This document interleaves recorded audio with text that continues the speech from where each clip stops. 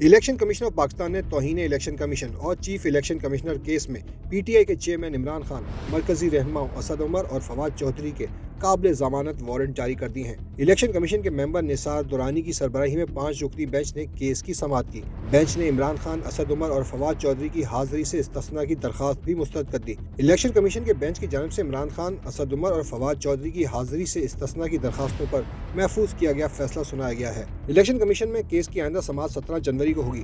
Supreme court نے election commission کو عمران خان کے خلاف توہین الیکشن کمیشن کی کارروائی جاری رکھنے کی اجازت دے دی تھی۔